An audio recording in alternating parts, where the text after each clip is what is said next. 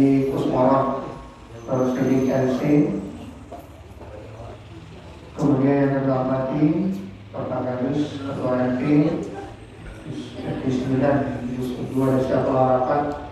Yang kami hormati Bapak Ibu para jemaah yang insyaallah dirahmati dari Allah SWT. Puji syukur kita panjatkan dari Allah SWT.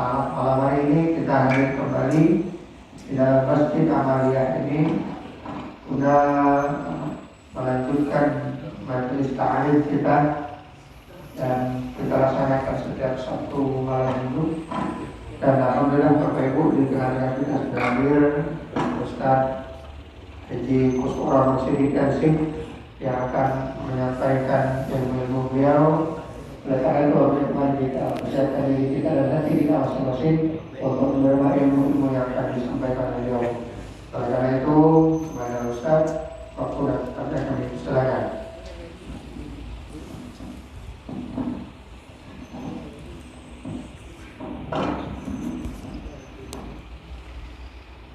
Bismillahirrahmanirrahim. Assalamualaikum warahmatullahi wabarakatuh.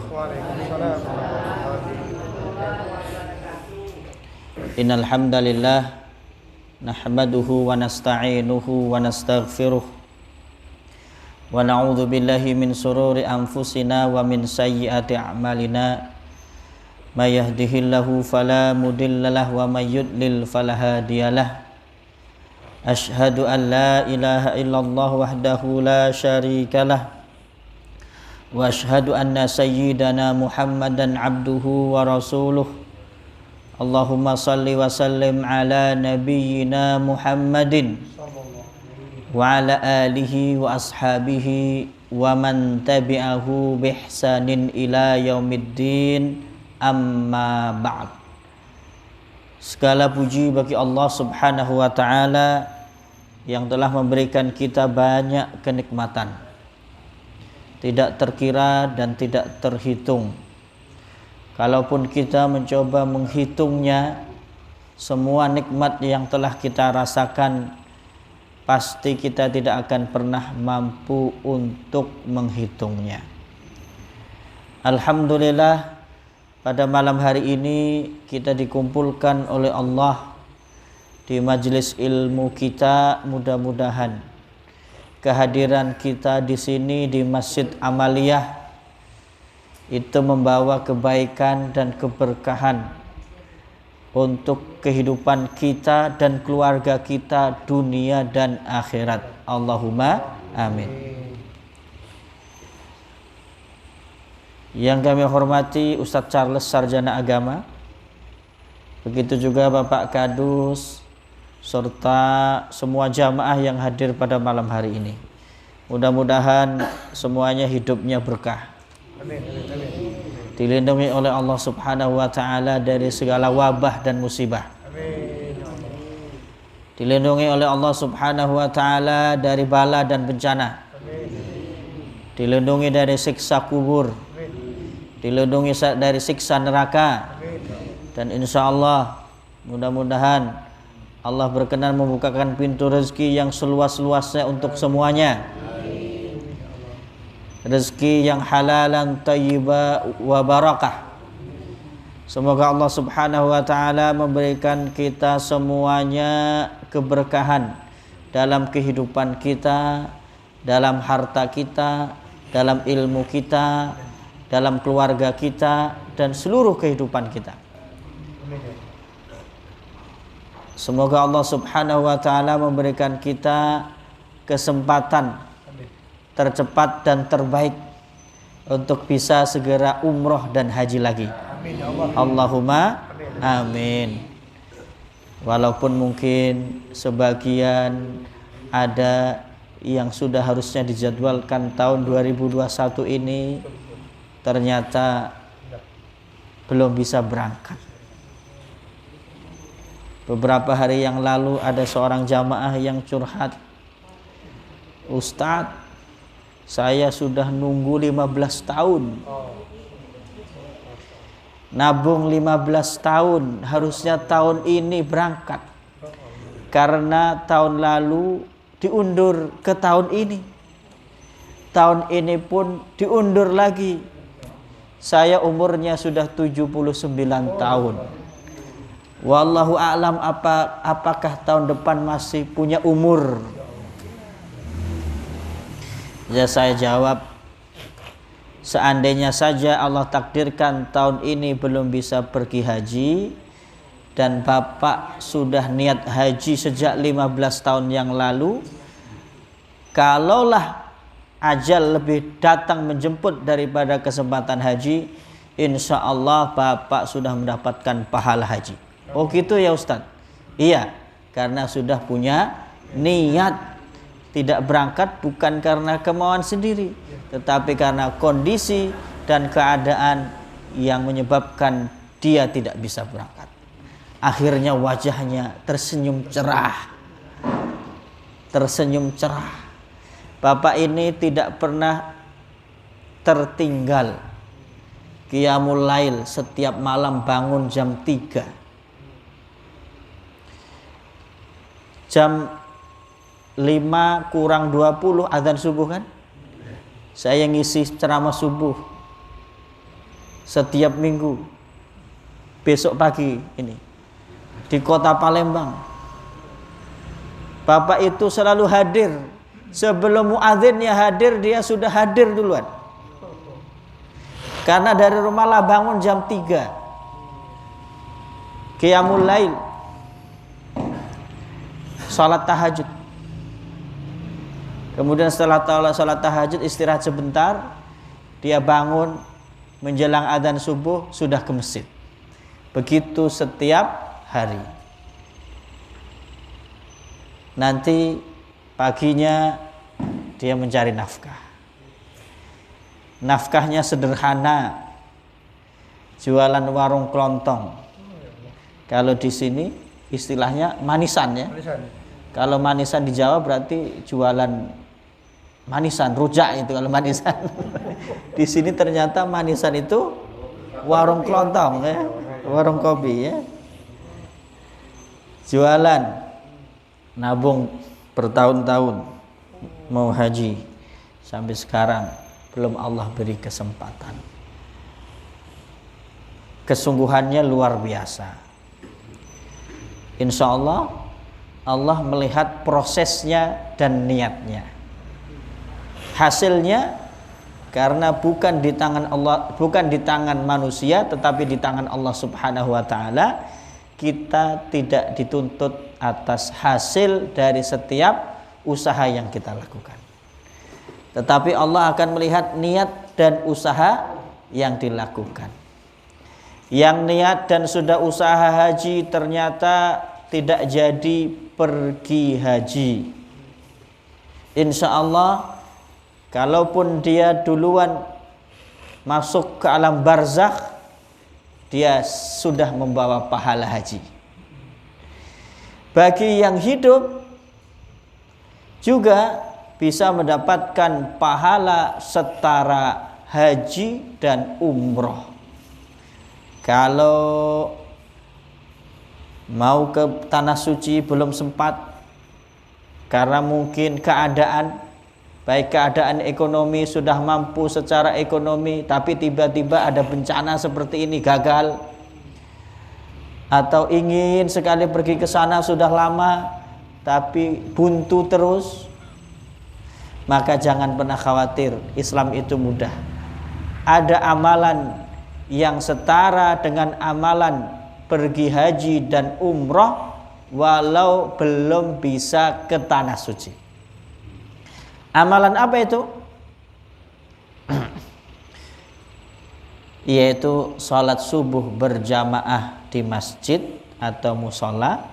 Setelah salam dia tidak meninggalkan masjid dan musola, tetapi duduk di situ iktikaf, baik berisi dengan zikir, membaca Al-Quran, wirid, ya bisa zikir pagi, membaca Al-Quran, salawat, sampai kapan? Sampai waktu syuruk, terbitnya matahari. Kemudian melaksanakan salat sunnah 2 rakaat. Inilah yang disebut dengan salat sunnah isyraq. syuruk waktu terbitnya matahari. Isyraq salat sunnah ketika terbit matahari. Tetapi tidak saat matahari terbit, karena saat bertepatan dengan matahari terbit termasuk waktu yang dilarang untuk salat. Tetapi tunggu sesaat setelahnya, 5 menit atau 10 menit, melaksanakan sholat sunnah isyraq 2 rakaat. Rasulullah mengabarkan mendapatkan pahala haji dan umrah tamah, sempurna. Jadi walaupun lagi buntu, insya Allah dapat pahala haji umrah. Yang enggak lagi buntu tapi tidak pacak ke sana, amalkan ini, insya Allah juga dapat pahala haji dan umrah. Insya Allah nanti akan dibahas secara detail meraih pahala setara pahala haji walau belum bisa pergi ke tanah suci. Nanti malam Jumat yang akan datang secara online jam 20 sampai 21.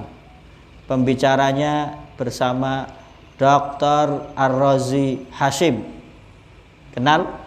Dr. Ar-Razi Hashim. Itu lagi banyak beredar video-video beliau kajian, ada di YouTube, ada di Facebook. Nanti kajian online beliau di Jakarta, pondok pesantren kita Ponpes As-Siddiqin mengadakan majelis online.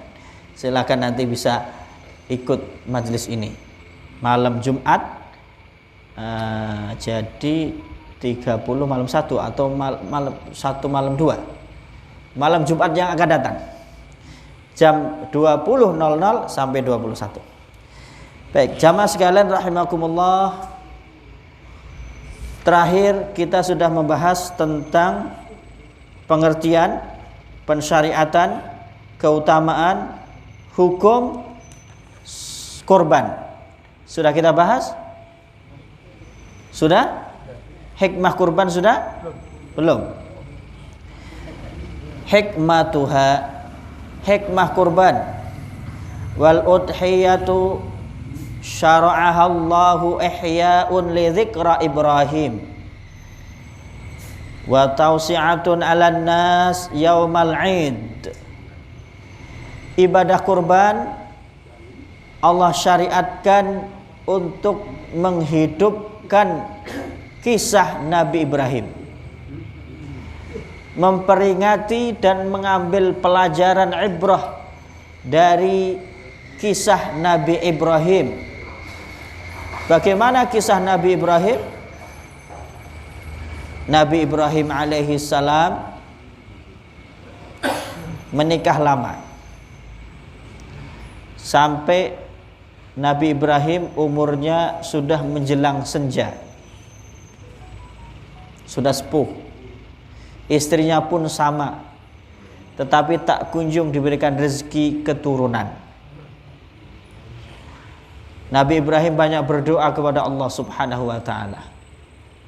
Akhirnya istrinya mempersilahkan suaminya, yaitu Nabi Ibrahim, untuk menikah kembali.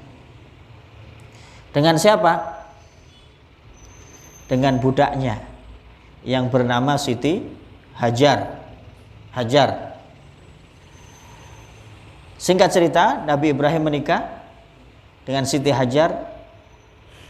Allah berikan rezeki anak, keturunan. Hamil, lahir, kemudian mulai tumbuh menjadi seorang anak yang baik dan sangat dinantikan dan sangat disayangi oleh Nabi Ibrahim. Sudah lama dinanti. Ini anak dan keturunan. Allah kabulkan. Kesabarannya sudah panjang dan lama. Allah berikan rezeki seorang anak. Ketika sudah tumbuh mulai besar, Allah perintahkan kepada Nabi Ibrahim alaihissalam melalui mimpi 3 kali bahwa Nabi Ibrahim bermimpi menyembelih anaknya. Dan dia yakin dan mantap bahwa itu adalah perintah Allah Subhanahu wa ta'ala. Akhirnya Nabi Ibrahim menyampaikan perihal perintah Allah tersebut, wahai anakku, aku bermimpi menyembelihmu. Bagaimana pendapatmu? Anaknya Ismail yang masih bocah, belum remaja, ditanya oleh bapaknya, aku bermimpi dan aku diperintahkan untuk menyembelihmu. Jawabannya luar biasa. Ya abati, if'al ma tu'mar. Wahai bapakku, laksanakan apa yang Allah perintahkan kepadamu. Kira-kira kalau anak zaman sekarang bagaimana? Saya diperintahkan menyembelih Muna. Bapak dulu yang saya sembelih. Jangankan diperintahkan nyembelih, minta motor saja nggak dikasih, mau nyembelih orang tua.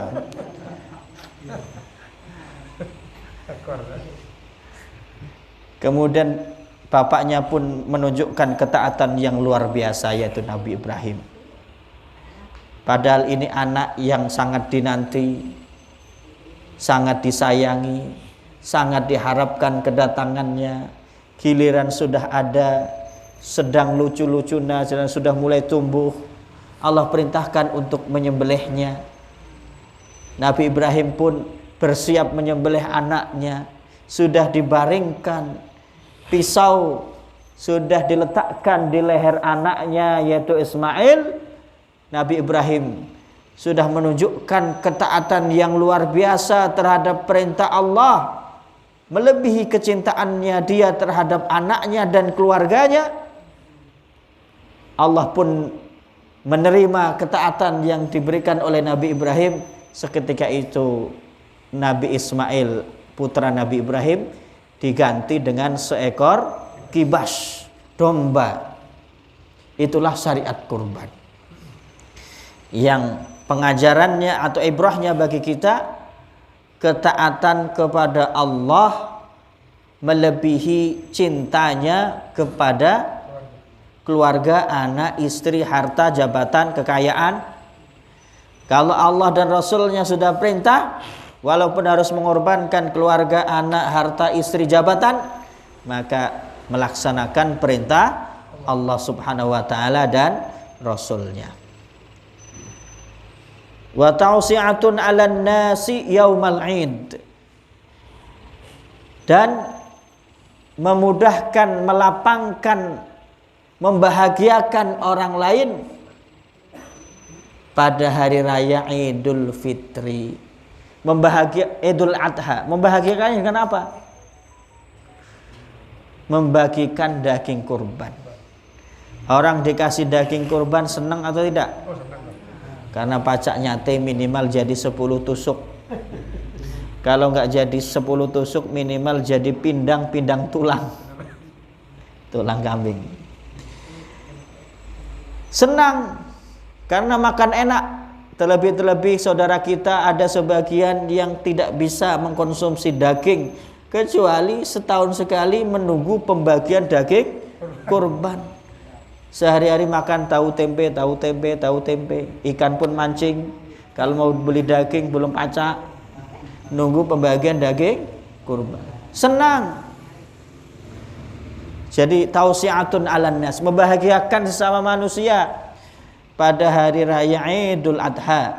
Kama qala Rasul sallallahu alaihi wasallam, sebagaimana sabda Rasulullah sallallahu alaihi wasallam, innama hiya ayyamu aklin wa syurbin wa dzikrillahi azza wa jal.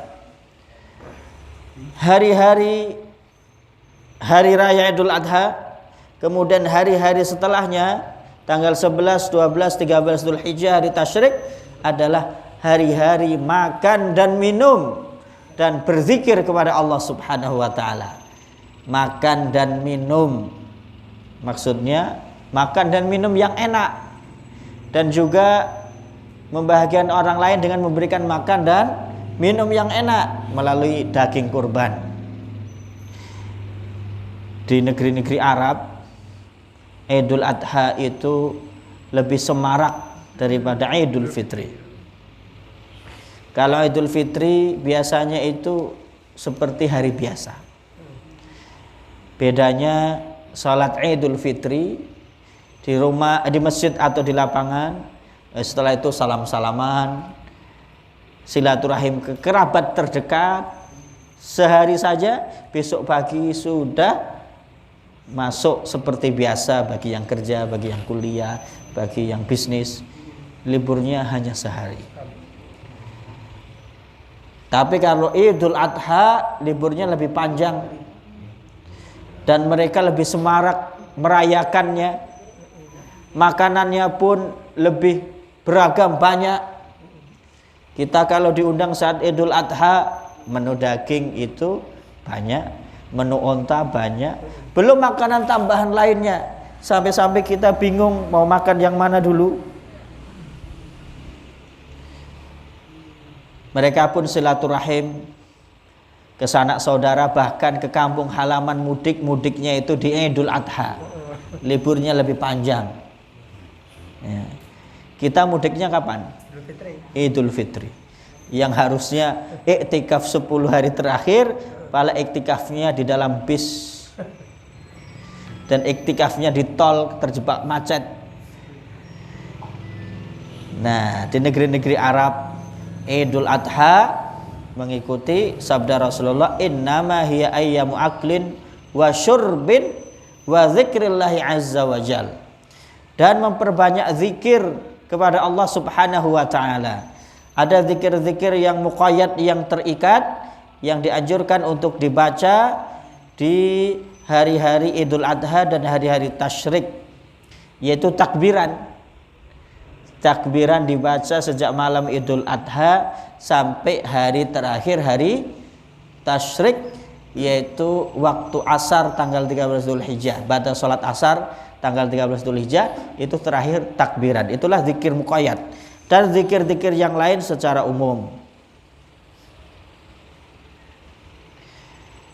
Minggu lalu ada pertanyaan, bolehkah patungan kurban? Ya.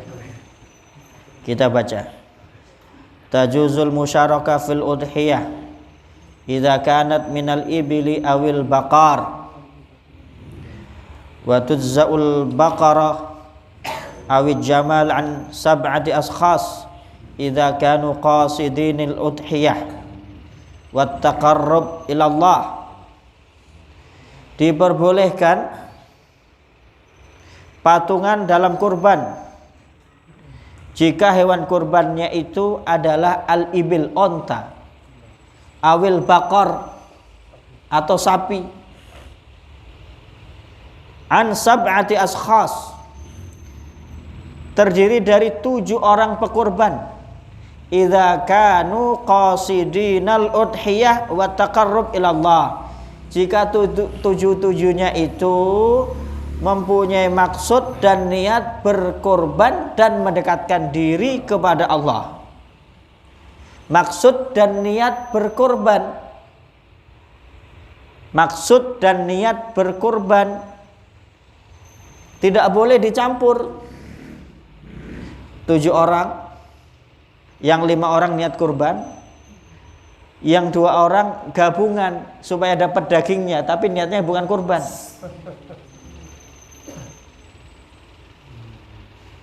Atau 5 orang niat kurban, yang 2 orang tidak dikonfirmasi, tidak diunjuk tahu namanya, ditulis saja ini pekurbannya ini Ahmad, Hashim, terus siapa lagi, Kusworo, siapa lagi, Rizki, siapa lagi, Sukandar. Terus yang 2 Firdaus sama Pak Saipul. Nah, yang ngebosin itu Pak Rizki. Beli sapi, sudah beli sapi, kalian saya kurbankan. Tetapi yang baru diunjuk tahu orang 4, berarti baru 5. Yang tadi Pak Idris sama Pak Saipul ndak dikasih tahu, kamu saya korbanin ya. Ndak dikasih tahu. Tahu-tahu ditulis saja namanya.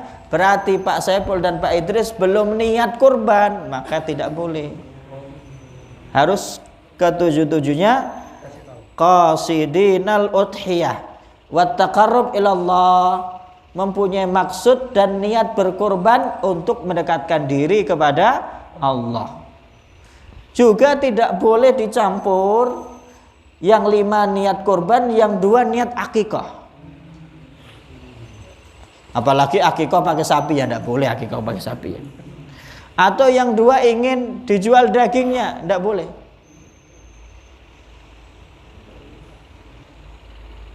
Fa'an Jabir qal naharna ma'an Nabi sallallahu alaihi wasallam bil Hudaybiyah. Dari Jabir berkata bahwa kami berkorban bersama Nabi sallallahu alaihi wasallam di Hudaybiyah saat terjadi perang Hudaybiyah. Al-budnah an sab'ati wal baqarati an sab'ah.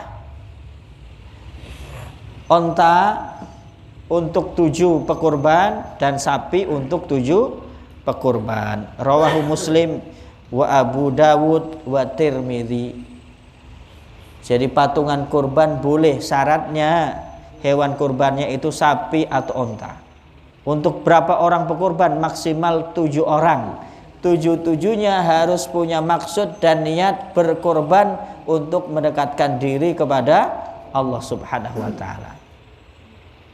Bagaimana kalau 1 sapi 1 orang? Bagus kalau mampu. Bagaimana kalau 1 sapi untuk 2 orang? Bagus. Kalau mau patungan boleh, tapi maksimal untuk 7 orang, tidak boleh lebih dari 7 orang.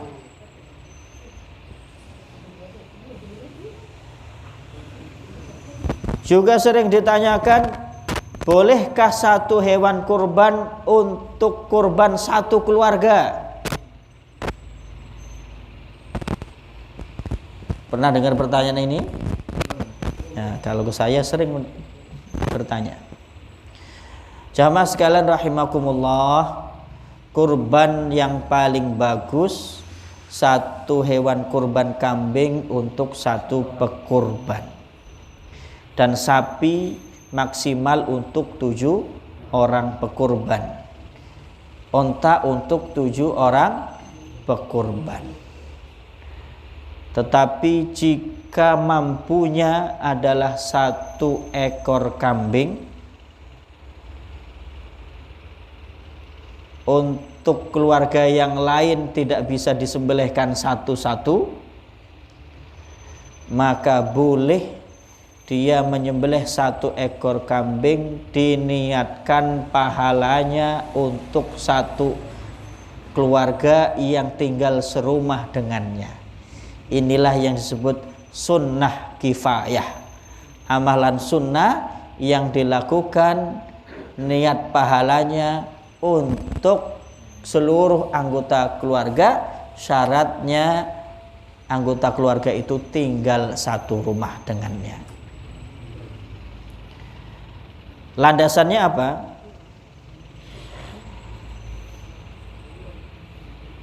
Hadis riwayat Ibnu Majah dan Tirmidzi bahwa Abu Ayyub berkata, dulu di zaman Rasulullah Shallallahu Alaihi Wasallam ada seorang kepala keluarga yudahi bisyah, berkorban dengan 1 ekor kambing, anhu wa an ahli baitihi, yang dia niatkan untuk korban atas dirinya dan anggota keluarganya, fayakuluna wa yut'imuna hatta tabahan nasu fasara kama tara. Kemudian dia memakan sebagian daging kurbannya dan membagi-bagikan kepada masyarakat sekelilingnya, sehingga masyarakat menjadi senang dengan pembagian daging kurbannya. Ini terjadi di masa Rasulullah Sallallahu Alaihi Wasallam, dan Rasulullah mendiamkan. Inilah yang maksud dengan hadis takrir, kejadian yang terjadi di masa Rasulullah dan Rasulullah mendiamkannya. Berarti boleh, hukumnya boleh. Tetapi jika mampu untuk melakukan kurban, satu orang anggota keluarga satu kambing, punya istri satu, anaknya 4, maka dia menyembelih 5 ekor kambing, itu lebih bagus ya. Karena memang dasarnya itu tata cara kurbannya. Baik, kurban terdiri dari apa saja hewan yang boleh untuk dijadikan hewan kurban? Wala takunu illa minal ibli wal baqari wal ghanam. Kurban tidak boleh kecuali berasal hewan kurbannya dari jenis al-ibil, onta, awil bakar, sapi, awil ghanam, wedus, kambing. Wala tuzza'u min ghairi hadhihi salasah. Tidak diperbolehkan berkorban selain dari 3 jenis hewan ternak ini. Kurban pakai ayam tidak boleh, seperti yang diajarkan di sana itu. Ya, yang dekat KM 12 itu ada yang fatwa kurban pakai ayam.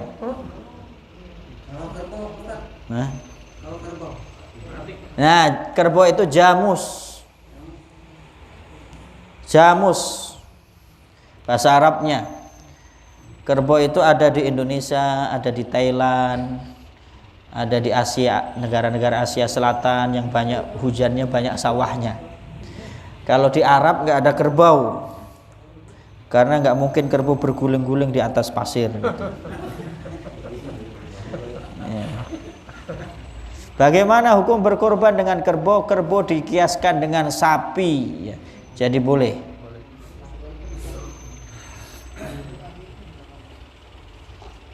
Liyadhkuru smallaha ala ma razaqahum min bahimatil an'am, agar mereka menyebut nama Allah ketika menyembelih bismillahi wallahu akbar, atas apa-apa yang telah Allah rezekikan kepada mereka dari binatang ternak. Bahimatil an'am yang dimaksud di sini adalah 3 jenis hewan ternak, yaitu onta, sapi, dan kambing. Wa yudza'u minad dha'al ma lahu nisfu sanah wa minal ma'iz ma lahu sanah. Umurnya pun ditentukan. Kambing 1 tahun minimal umurnya. Kalau domba menurut Imam Syafi'i juga sama, harus 1 tahun. Tetapi menurut mazhab lain, mazhab Imam Abu Hanifah, domba boleh minimal 6 bulan, di atas 6 bulan. Di bawah 1 tahun boleh, tetapi di atas 6 bulan. Wa minal baqari ma lahu sanatan, sapi minimal 2 tahun. Wa minal ibili ma bi khamsu sinin, onta 5 tahun. Ya. Jadi rumusnya 1, 2, 5. Apa rumusnya? 1, 2, 5. 1, 2, 5. 1 kambing, 2 sapi, 5 onta. 1 tahun untuk kambing, 2 tahun untuk sapi, 5 tahun untuk onta. 1, 2, 5. Kambing, sapi, onta. Nah, itu gampang cara menghafalnya. Kalau dulu saya ngapalnya begitu, kalau yang berkaitan dengan syarat-syarat itu. Syarat yang kedua adalah al-musinnah atau as-saniyah, yaitu al-kabirah, minal ibli ma laha khamsu sinin wa minal baqari ma lahu sannatan wa minal ma'izi ma lahu sanah.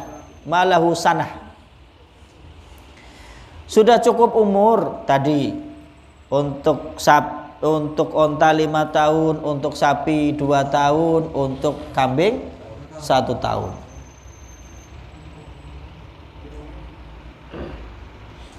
Wasaniyah atau saniyah, sudah ganti giginya, yaitu gigi susu, gigi seri ya.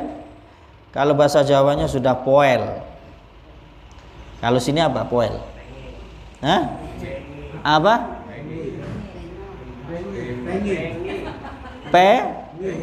Pengge.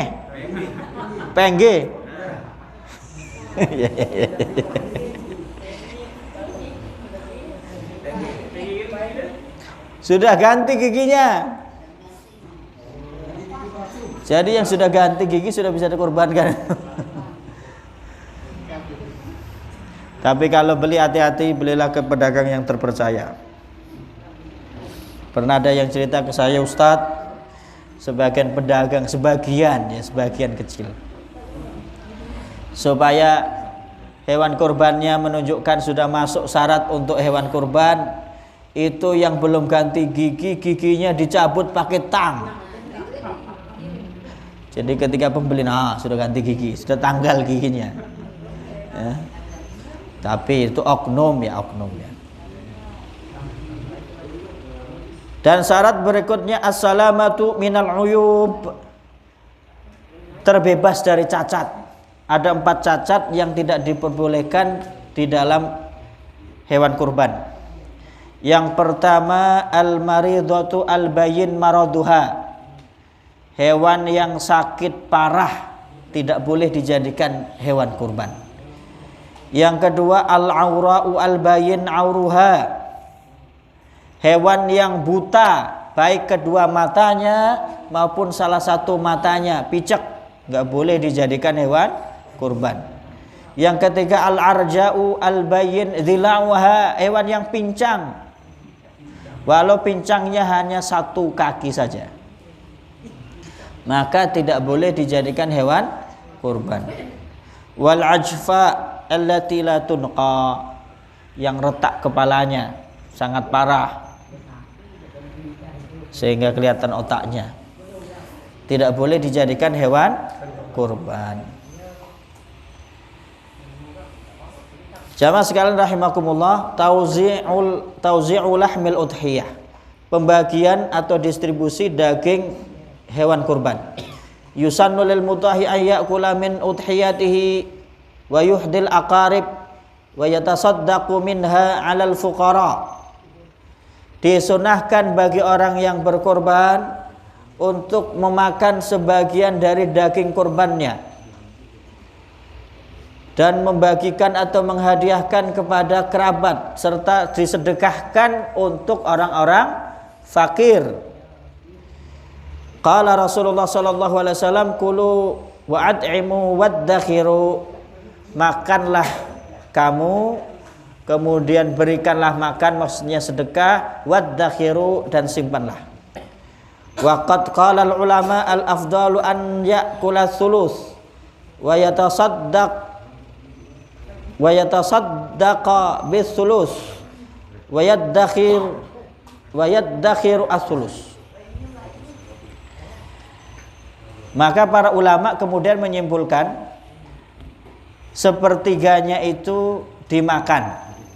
Artinya yang berkorban boleh minta bagian dari hewan daging kurbannya, dari daging hewan kurbannya, tapi maksimal sepertiga. Ya jangan kambing siko minta 4 pahanya, habis, tinggal buntut dan kepala lagi. Ya, maksimal sepertiga dari daging hewan kurbannya. Kemudian sepertiga yang kedua disedekahkan, sepertiga yang lain dihadiahkan. Disedekahkan kepada orang-orang fakir, dihadiahkan boleh untuk kerabat dan kawan-kawannya.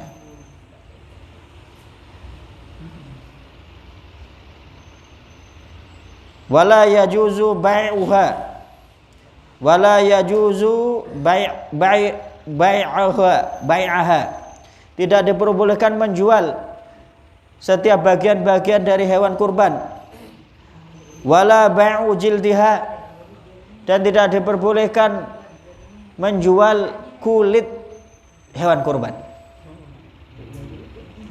Baik itu kambing maupun sapi kan biasanya disayat kulitnya kemudian dijual, nggak boleh, tidak boleh. Bodok boleh, bolehnya disedekahkan atau diambil manfaatnya untuk kepentingan umum. Begitu juga tidak boleh wala yu'tal jazzar min lahmiha syai'an ka ajr.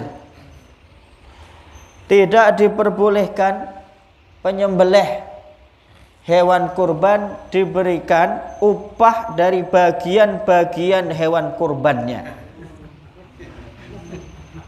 Ya. Sebagai upah tidak boleh. Oh ini kepalanya, upah untuk yang nyembelih. Atau ini paha satunya, upah untuk menyembelih. Tidak boleh. Karena upah mengupah itu muamalah maliyah, transaksi ekonomi. Sedangkan kurban itu adalah ibadah.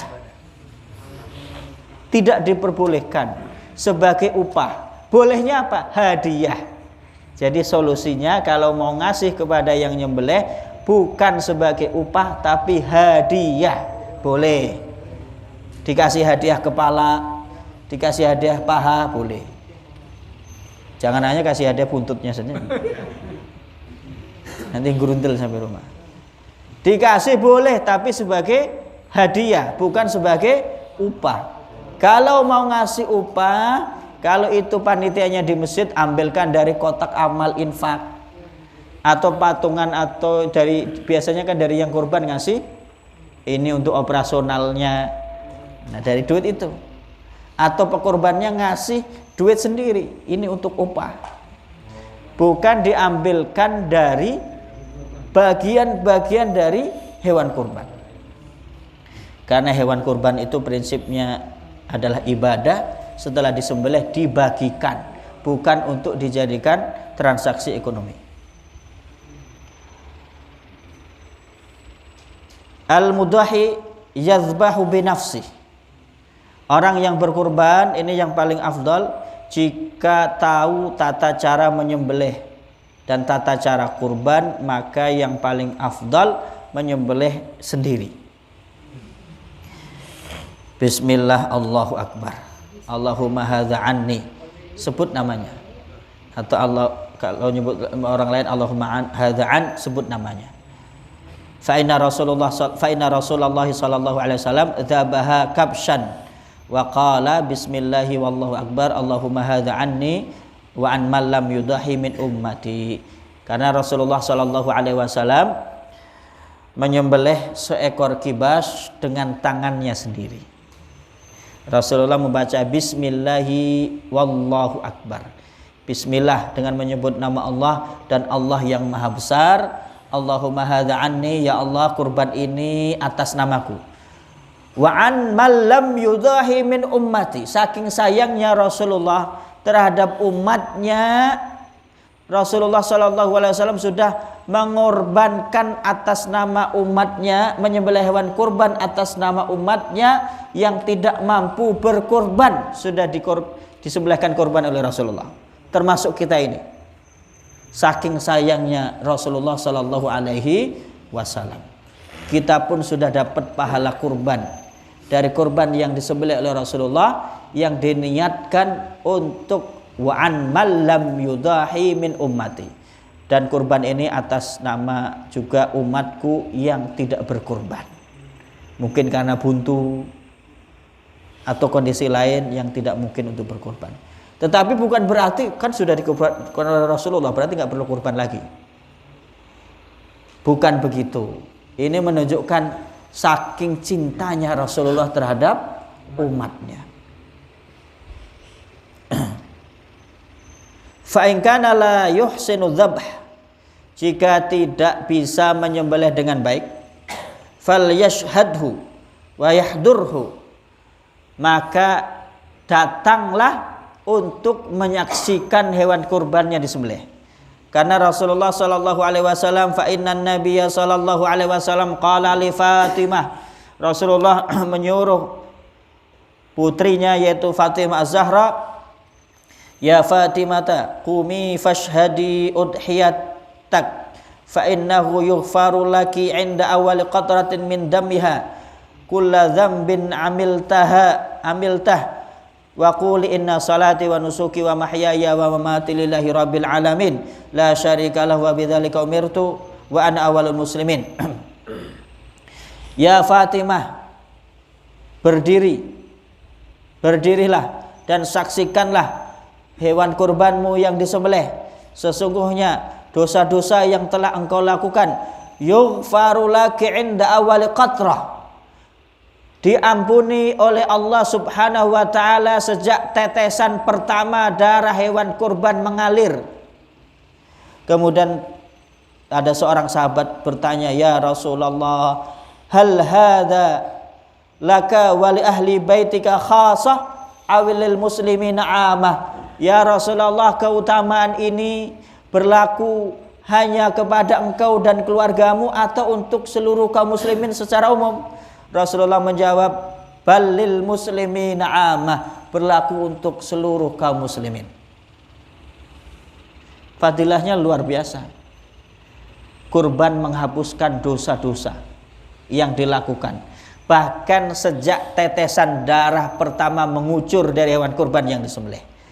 Tapi dalam hadis ini syaratnya hadir, menyaksikan, kalau nggak bisa nyembelih sendiri, menyaksikan hewan kurbannya dan mengucapkan inna salati wa nusuki wa mahyaya wa mamati lillahi rabbil alamin la syarika lahu wa bidzalika umirtu wa ana awwalul muslimin, atau wa ana minal muslimin.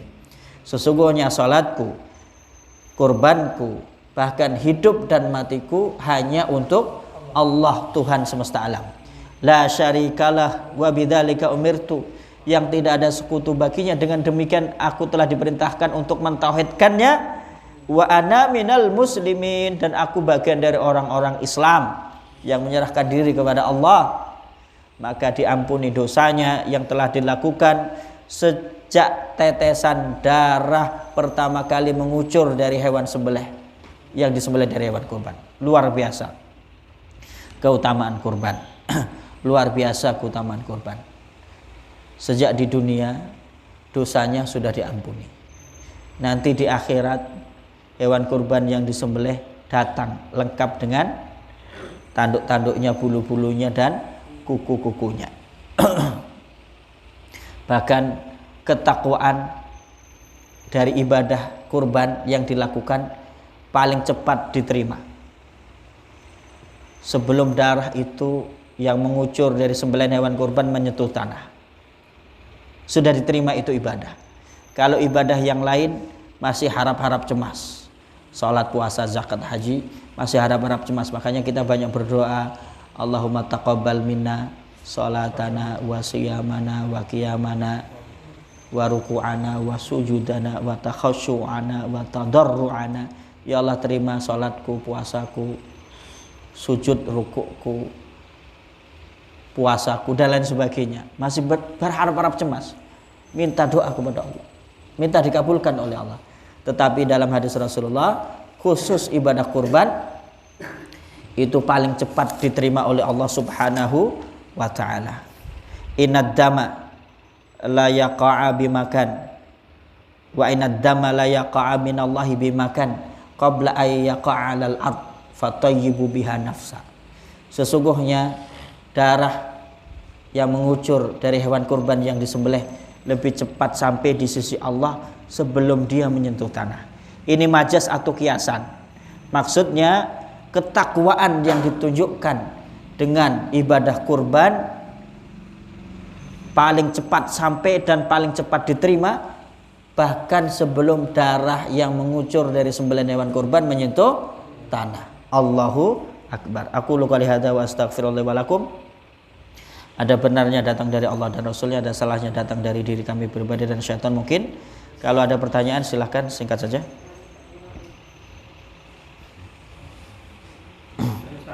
Silahkan. Tadi kan sebelum ekonomi itu udah pernah bentuk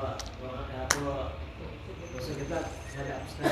Nah, sedangkan yang punya hajat, yang punya korban, terus semuanya jarang-jarang kan, bolong-bolong kan, macam mana tuh? Sholat kan? Baik.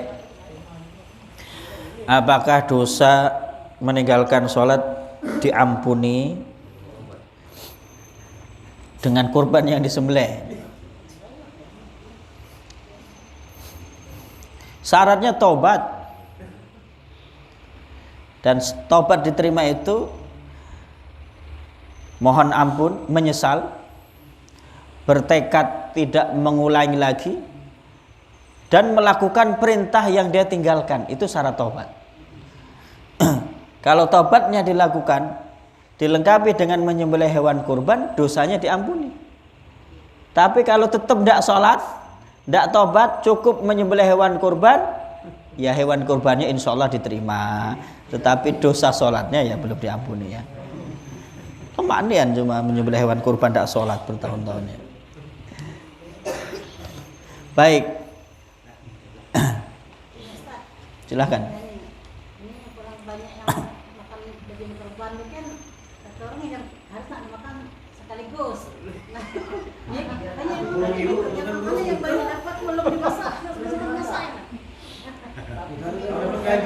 Tidak harus ya, daging kurban tidak harus dimakan sekaligus, disimpan boleh, sampai sebulan boleh. Yang harus disegerakan itu menyembelih hewan kurbannya, karena menyembelih hewan kurban itu ada batas waktunya.